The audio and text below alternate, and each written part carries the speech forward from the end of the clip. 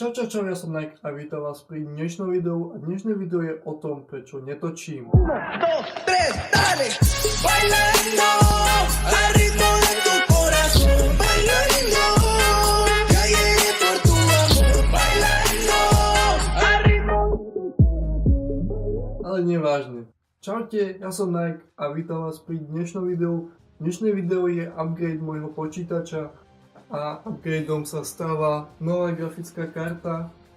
Je to MSI GTX 1070 Ti 8GB verzia. Novú grafickú kartu som kupoval z dôvodu, že stará mi už nestačí na počtu gigabajtov a čisto na tom spracovaní a výkonne. Ďalej som kupoval novú grafickú preto, lebo ako ste si mohli všimnúť, tak pri mnohých hrách musím hrať čo na najmenších detailoch a keď točím na Full HD 60 fps, tak sú tam nejaké mikrolagy, niekedy až strašne veľké lagy. Takže ja som si kúpil túto grafickú kartu.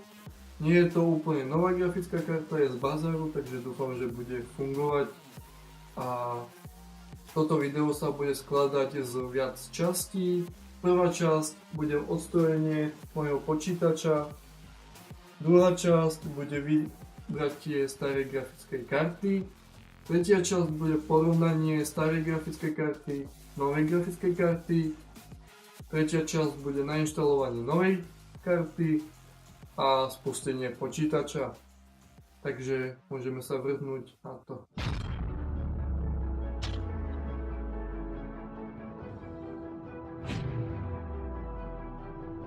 Takže ako vidíte, tak ja mám tu pri počítači veľa vecí. Zjavne je to amaretto, ktoré je ešte plné, neotvorené a ďalej sú to fľašky od piva. Plus sú tu nejaké voňavky, repračík, žuvačky, olej do motorky, neviem prečo ho tu mám, ale proste to vypadá super. Powerbanku. Ďalej tu mám sluchatka. Toto všetko a repračík si posunieme dozadu. Ďalej odpojenie grafickej karty, to je 1x HDMI, 1x DVI, takže odpojíme si DVI.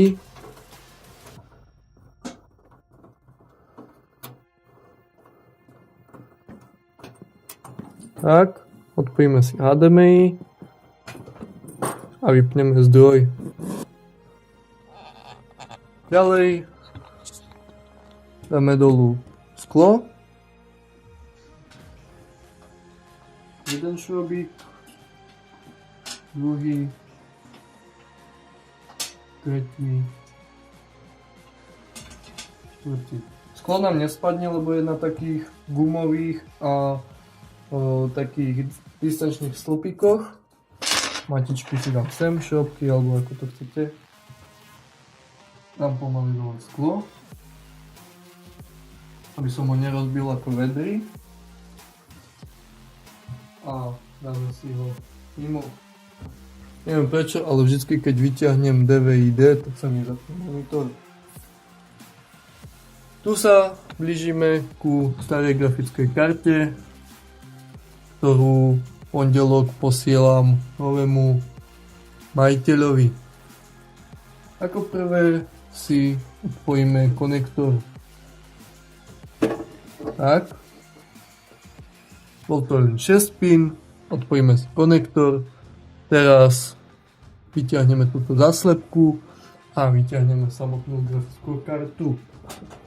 Ja tu mám v šuflíčku mojom už pripravený šrobováčik,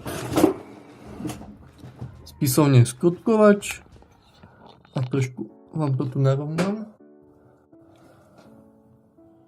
Tak a povolíme tak.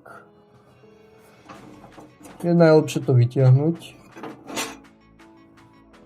Teraz si povolíme grafickú kartu, a to na dvoch miestach, lebo je to dvojslotová grafická karta. Prvé miesto,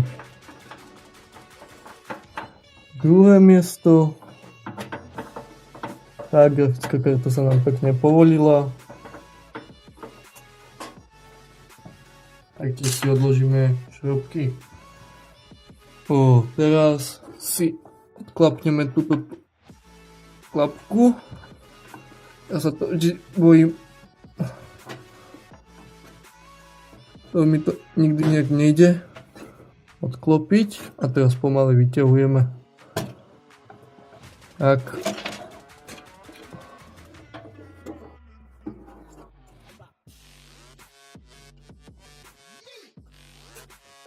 Máme grafickú kartu von.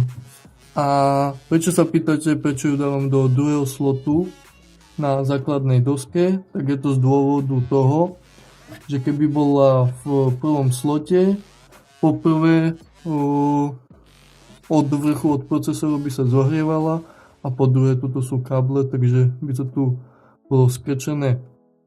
Tým pádom, keď to je dole, tak má aj viac priestoru na chladenie a ďalej má tie káble preč, takže tu je ďalej. Ako klasicky si ju takto rozbalíme, vytiahneme, máme vrch, na vrchu je klasicky, poď von. Ja tu mám papier od minulého majiteľa, lebo grafika má ešte 2 roky za ruku. Mám tu klasický komiks, CDčko a nálepky, ktoré dám ku starej grafickej karte. Len jednu si ešte nalepím. Nejde to tam naspäť, ja si to tam dám potom.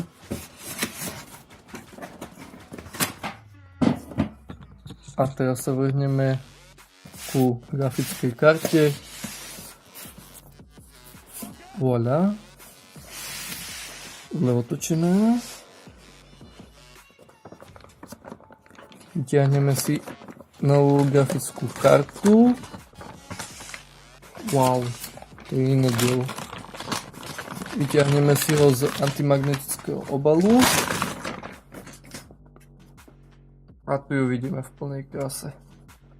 A oproti starej grafike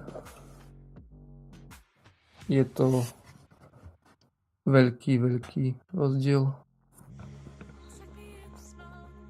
Veľmi veľký rozdiel. Toto je stará, to je nová. Môžeme si to dať takto ešte. Starú grafickú kartu si dáme tu.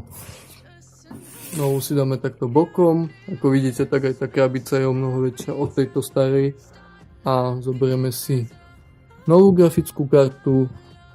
Dáme záslepku od DVI a HDMI.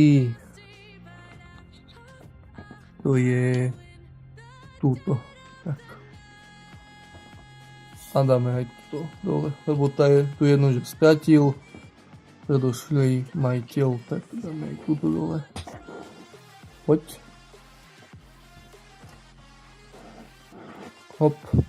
Paráda. Takže presunieme sa naspäť k počítaču. Tak, ako prvé v počítači si vyťahneme celý tento kábel, lebo henta stará grafika karta bola napájaná len 6 pinom a toto je 8 plus 6 pin.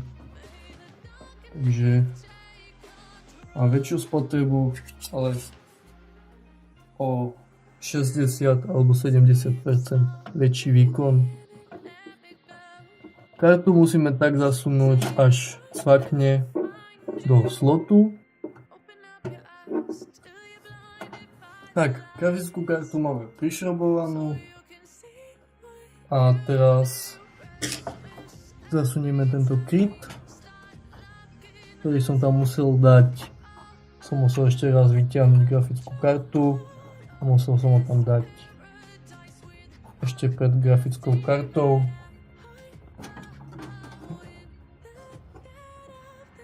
Tak. Luxus A teraz si zapojíme piny, takže grafickú kartu máme nainštalovanú v počítači. Teraz už len nasadíme sklo. Tak ja som všetko vrátil ako bolo. No tu už máme novú grafickú kartu a ideme na prvé spustenie počítača. Grafika sa rozsvietila. To je dobré znamenie. Klávesnica sa zapla. Hop.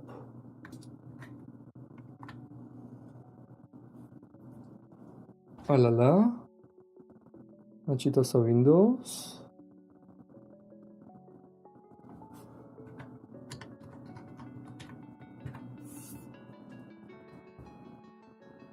A všetko máme na jednej strane.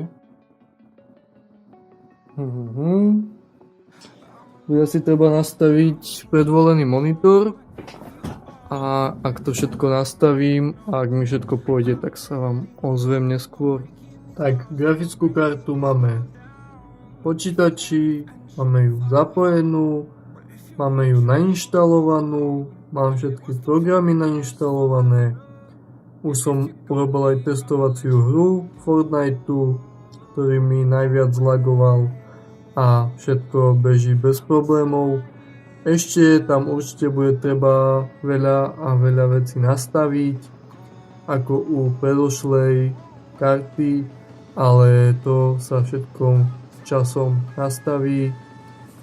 A ak sa vám toto video páčilo, ešte tuto mám krabičky, ak sa vám toto video páčilo, tak rozhodne zanechajte like. Ak ma nepoznáte, odber a môžete sa tešiť na nové videá, ktoré už budú mať nejakú tú kvalitku a už pôjdu plynulejšie tie hry.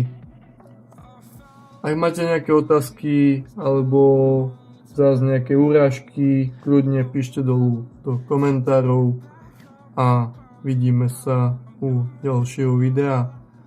Takisto, ak chcete ešte nejaké informácie alebo z môjho pohľadu, ako si beriem túto novú grafickú kartu, tak taktiež sa pýtajte dolu v komentároch. Tak, čus.